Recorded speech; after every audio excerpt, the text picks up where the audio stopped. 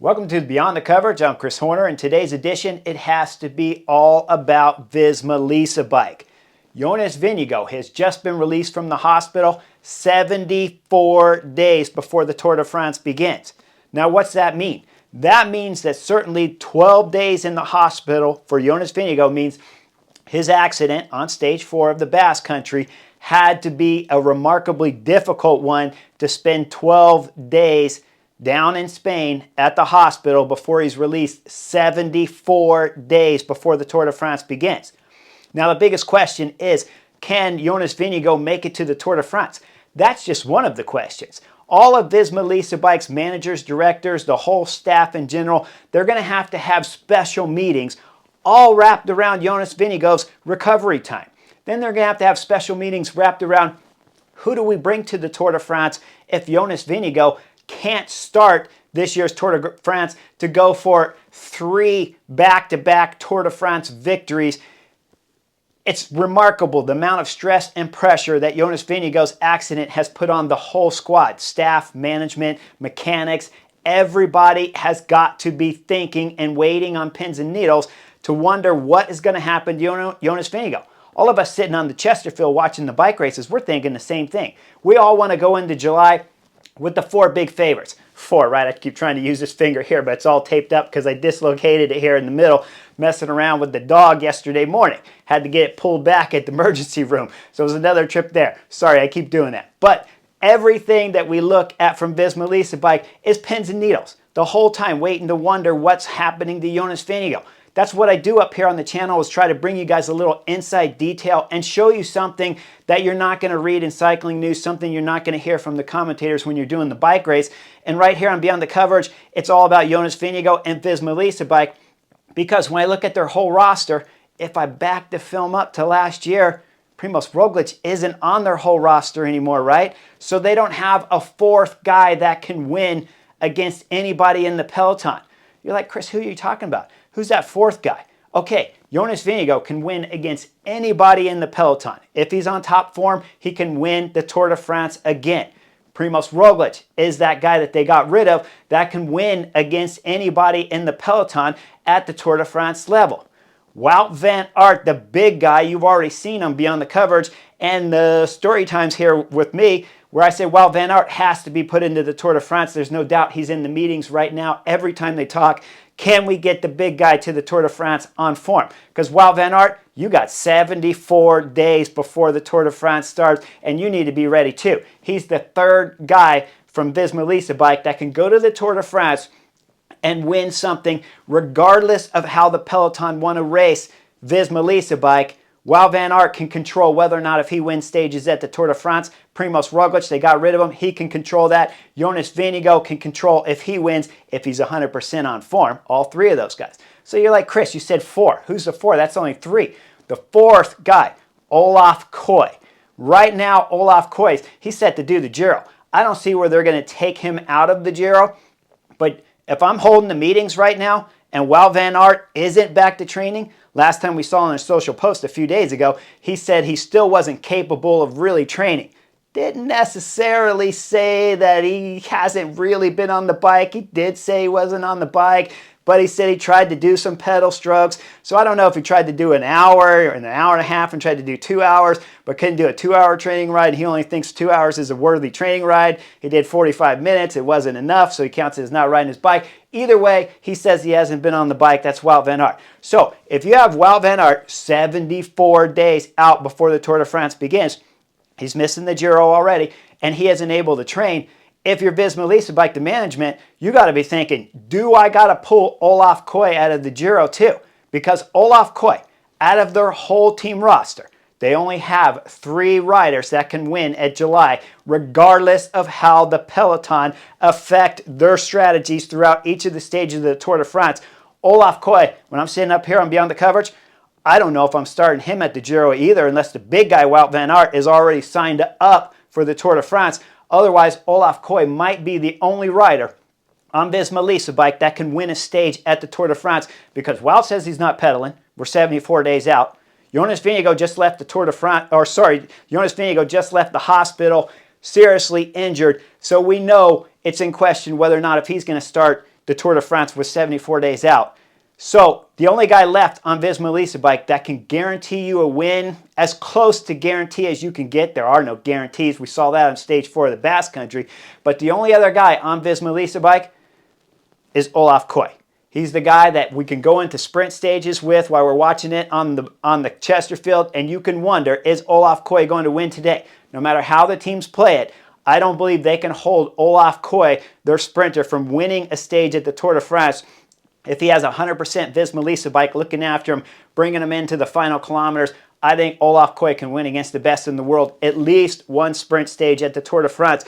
And when I look at their whole roster, as I've already told you, there's nobody else on VISMA Lease Bike that can guarantee you a stage. You're like, Chris, you're crazy. Sepp Kuss, he won the Vuelta a España. Yes, he won the Vuelta a España. Yes, I know Sepp can win a stage at the Tour de France, but he can't dictate how that win's going to happen. When he won his Tour de France in the past, in the mountain stages, going over into Andorra, they let him go up the road because he wasn't a threat on GC, and he had to drop breakaway guys and win a stage of the Tour de France. Certainly, I understand Sepp, the American Flying Eagle, is all talent. There's no doubt about that.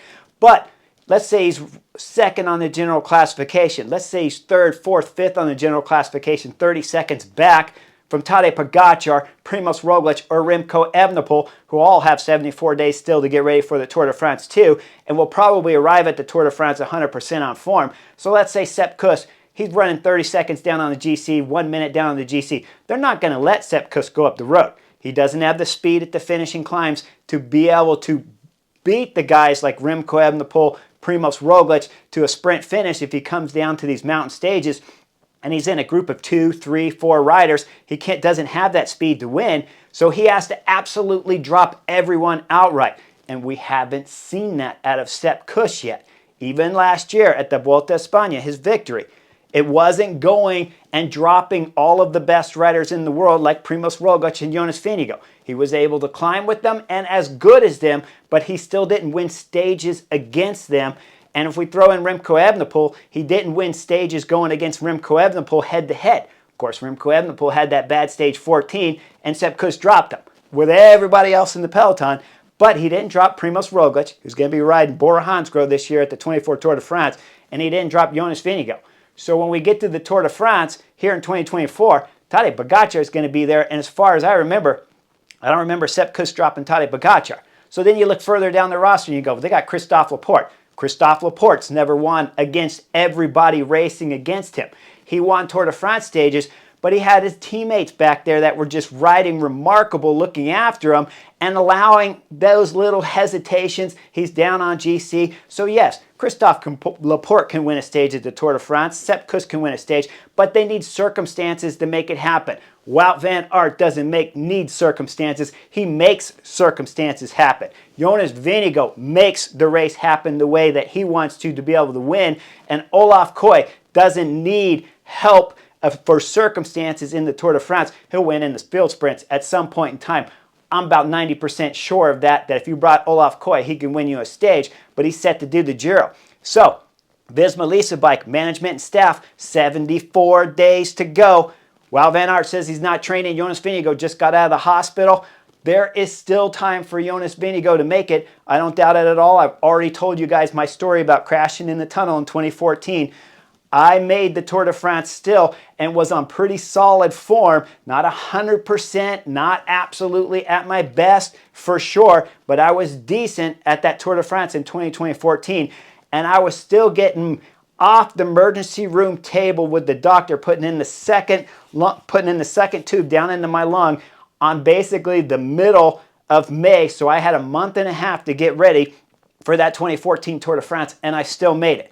But Jonas Vingegaard needs to come with a bit more form than I did in 2014. So whether or not if he can make it will really depend on these next 2 weeks. If he has 2 weeks of more recovery and then he can get back to training, Jonas Vingegaard, I believe, if in 2 weeks' time, nothing is holding him back from those crashes. He's 100% healed. His lungs healed, his broken collarbones healed, his broken ribs are healed in about 2 weeks' time where he can get on the bike again, because we're talking 12 days plus 14 days. That's enough time right there where you can start getting on the trainer. Once you have that much time off the bike, He's going to need to come into the training days easy anyways. He's going to start with 1 hour training rides, 1.5 hour training rides. Once he starts getting near the end of that first week of training, they're going to start getting up to maybe a 2 hour training ride.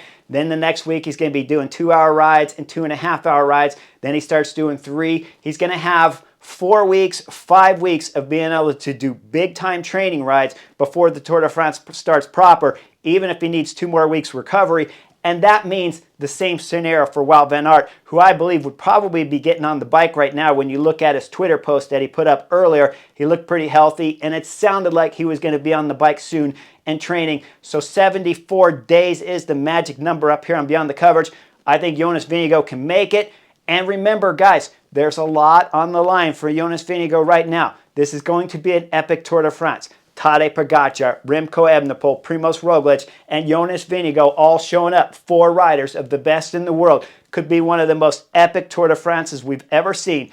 And regardless of who wins the 2024 Tour de France, you want to be there and be part of it. In 2014, I knew my form wasn't the absolute best, but you couldn't hold me back from starting the Tour in 2014, especially when the team director told me, he said, hey, we don't have anyone else, we can go. If you're getting off the operating table right now and it's mid-May, if you think you can make the Tour de France, we're taking you 100%. Jonas Vingegaard knows, just like I knew in 2014, that if he wants to go to the Tour de France, he can go. In 2014, I was 42 years of age. There was no way I was going to pass up the Tour de France because I wanted just that experience of being in the Tour and being part of the Tour because of the legendary stories you get to tell. Just like right now, that's what Beyond the Coverage and the Butterfly Effect is about me telling stories. In 2014, that Tour de France was marvelous. This Tour de France in 2024, 10 years later, with 4 of the best epic legendary riders in the world, of course you want to be part of that. Of course Wout van Aert wants to go to the Tour de France now that he's not doing the Giro. But VISMA Lease a Bike, man, you guys better be having some meetings. And Olaf Koy, I don't know if I'd pack my bags for the Giro, because if Wout's not going to make it, if Jonas Vingegaard's not going to make it, the only guy they got left on that whole roster of VISMA Lease a Bike is Olaf Koy. That can dictate whether or not if he wins a stage of the Tour de France, regardless of how every other team plays their tactics. I hope you guys enjoyed the coverage here. I enjoy telling the stories, as you know. That's why I have the channel. So make sure you like and subscribe. I'll see you guys on the next edition real soon.